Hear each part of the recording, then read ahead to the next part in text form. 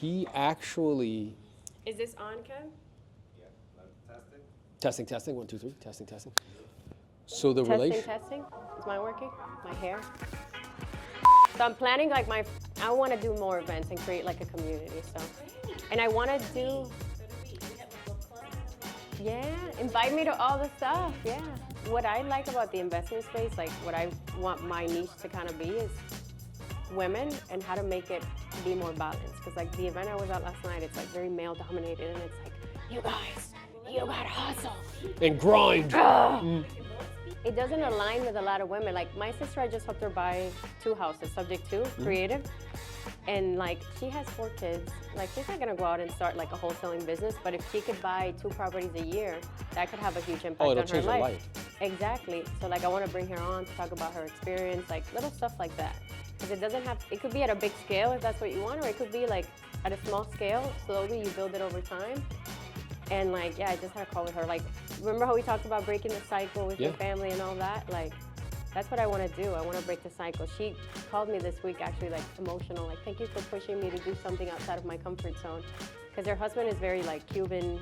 They see spending money as spending money. They don't see it as an investment. So she's having to fight that. And his family doesn't understand the value of investing. So I'm kind of pushing her. Like Kevin pushed me. And I think like that's gonna have an impact on her, on the kids, so stuff like that. That's awesome. I'm clear on the vision. Yeah, same. Is Kevin recording? Yeah. Oh, he was recording. It's cool, we're just having a conversation. Okay. It took me, like I was telling you, it took me a while to get aligned with the EXP vision. You're a little stubborn. I'm super stubborn. Oh my God. Ask Kevin. Stubborn too. Yeah. I'm so stubborn. A 6-month sales cycle with any idea? God. That's fantastic. So stubborn. Ask Kevin. He'll knows. tell me an idea, and I'm like, oh, that sounds okay. 6 months later, man, I should have listened to you. I should have just moved forward. What was the last thing we did? Was it the... Everything we've done, yeah. That's funny. So it's all full circle because he sent me your video on social media, cold calling. The reason why I signed up for coaching with you was because awesome. of Kevin.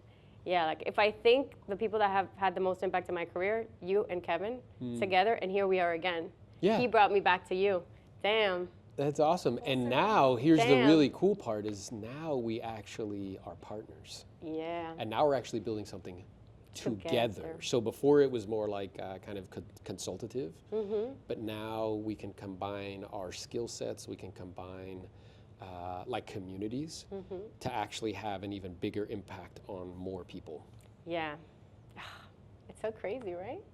Even joining here, I was stubborn about that too. You were. No, it takes a while. Like I'm really stubborn too, but I'm the type of person that until I do something consistently enough where I feel I can actually bring value, I'm not gonna go out there and show you something that I haven't done myself. So with the investment space, it took me a little bit of time to do it, build the experience, build the confidence, and then I just like made the jump to talk about it. And what you've been doing is really stacking skills. So when we spent time together, you know, we would spend a lot of time role playing.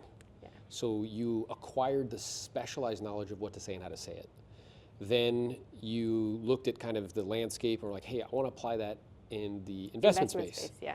So then you did that and you stack skills. So one skill is like what to say and how to say it and how to set appointments, which is applicable to anybody you're talking to, whether it's a wholesale or novation or just retail. And then you applied it in that space and you stacked another skill, which is learning all of that specialized knowledge on how to do those deals. Yep. Yes? And now what you've done is you've put yourself on a platform where you can build an enormous community and share those skills with other people. Yeah. I was blown away when we started saying like, look, we're gonna coach agents, was because we just had so many people reaching out. So we said like, okay, there's value here. And then I was blown away by how little agents know about investing. Yeah. It's crazy. Yeah. They've never seen an assignment of contract, like little stuff that like you would know, they have no idea. Yeah, and I believe, I've shared this with you and I've shared it on different platforms, that agents in the future will understand more than just retail. They have to. Because if you look at all of these other platforms, they all have cash offer programs. Yep. Because they recognize it's just a lead generator. Now, it's one thing to have a cash offer program, it's another thing to actually know how to speak to those people and find out if they really want to do a cash offer. And if they do, guess what? Buy it. And have multiple different exits. But without the specialized knowledge, you won't know how to do it. And if they just say to you, well, I want to sell my house, and the only thing you have in your tool belt is I'll put it on the market, then you're going to miss out on opportunities. 100%. That's what I just wish every agent had that skill set, because you can have different offers for your client. Yes. You don't have to be, because what would happen, even before when I used to cold call and they don't want to work with an agent, I didn't know how to recognize anything else. They don't want to work with an agent. Okay, this isn't the lead for me. But the way that we run it is cash offer first, because that's what we're marketing to. Sure. Sellers want a cash offer because they think it's the quickest solution.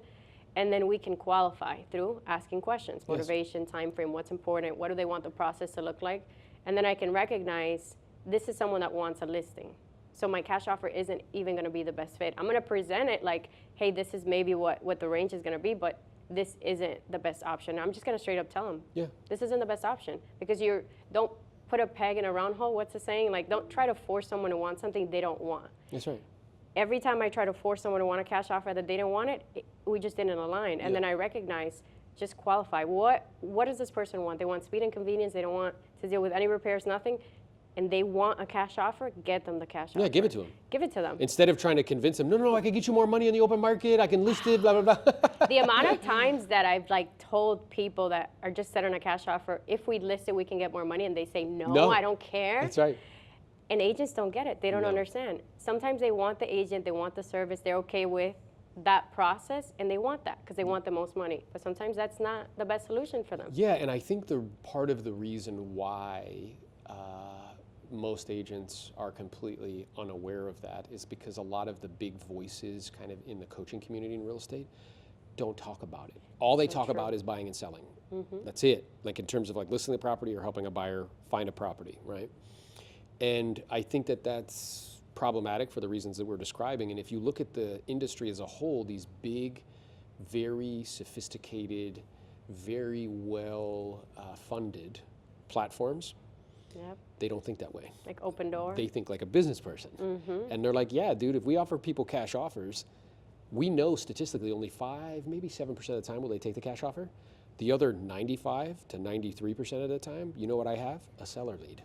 And then you know what they do? They sell it to agents for like 35%. So it's like, why would agents not do that for themselves? And then when you can do that, you can offer multiple options. And here's the cool part. I don't care what you choose. You want the cash offer? Great, we'll do that. Exactly. You want this creative thing? Great, we'll do that. You want to list it? Great, we'll do that. Exactly. That's what we've gotten really good at. And even in the investment space, there's a lot of investors that all they do is wholesale. They don't know what to do with those leads. So there's a gap in the agent space and there's a gap in the investment space. Yes. So when we were at the Clever Investor recently, that's where we saw each other. Before we reconnected. And what was wild is, so Pace, he's always kind enough whenever I'm in the room. He like shouts me out, which is cool. He doesn't have to do that. But as a result, what happens is all the agents in the room, they come up to me, right? And they start talking to me. And I'm like, all right, well, how many deals are you doing? They're like, we're doing this. I'm like, what are you doing with cash offers? Nothing. Then the wholesalers come up to me. They're like, hey, I'm doing like 20 deals a month. I'm like, good for you. I'm like, you must be writing like 300 offers. They're like, yeah. I'm like, how many listings do you think are in those 300 offers? 10? I'm like, what are you doing with those? Nothing. Nothing. So to your point, there's an enormous gap in both spaces. And I think that there's very much so a need for merging those two, and that's what this partnership does. So I'm super excited about the opportunity, excited to be in business with you. Me too. I've said it and I'll say it again, and I'll give you your flowers, more the flowers, because I respect you so much as a business person, as a salesperson, as an individual. For me, like, alignment with the people in my life is really important. And since the first call I had with you, I align a lot with your values and how you see life. Same thing with my business partner, Kevin. Like, we align on every facet. We see money the same way. We see family the same way. So if I would have done a coaching call with you, I can smell through the BS, and I would have been like, wow, this guy's BS. Or he's all ego. And I've been in those rooms with big people that are doing big things in real estate, and I'm like, it just doesn't resonate with me. So from day one, and I would send people to you all the time. I was always like, you want to learn sales? Go to Aaron, go to Aaron, go to Aaron. I respect you a lot as a person, and nothing. I'm excited. If there was ever anyone I was going to partner up with and do this with, because I get approached for EXP every week, it had to be you, because I believe in you as a person, as a salesperson, as an individual. Just like, I'll give you your flowers. I am where I am in this space right now, where I'm confident at doing cash offers, talking to sellers. The skill set that I built, it started with you, and you helped me grow it and grow it and grow it. Obviously, I had to show up. I had to do the calls, and then if I don't show up and I don't take action and I'm not consistent, then nothing was gonna happen. But you helped me get to where I am, so it's cool. I do think like once agents figure out everything else that they can do, you're already having conversations with sellers. Yeah. So why not have more awareness around every way you can help them? That's how I see it. Oh, and it's what you're seeing it accurately, and you're uniquely equipped to help them. I think you can prepare a whole career for one opportunity. That's what it was for me. I believe that's what it is for you. So excited to be in partnership with you. Let's go. Let's grow. Let's do it.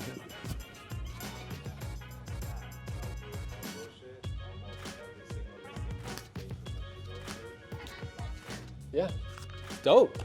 Bro, that shit gets stuck in your brain like subconscious. I swear, like. No, but when I said what I said at the here, it's true. Every coaching call was different. Yeah. Some people want to talk to me about other things. All she wanted to talk to me about is like this. Bro, I have all the calls with Aaron recorded. You know what happens and you evolve as a person, and sometimes what you're missing is the mindset piece and the confidence and just maturing. I was a little like young, scared girl when I started coaching with you, and had a lot of like shit to work through mentally. I've also done like therapy.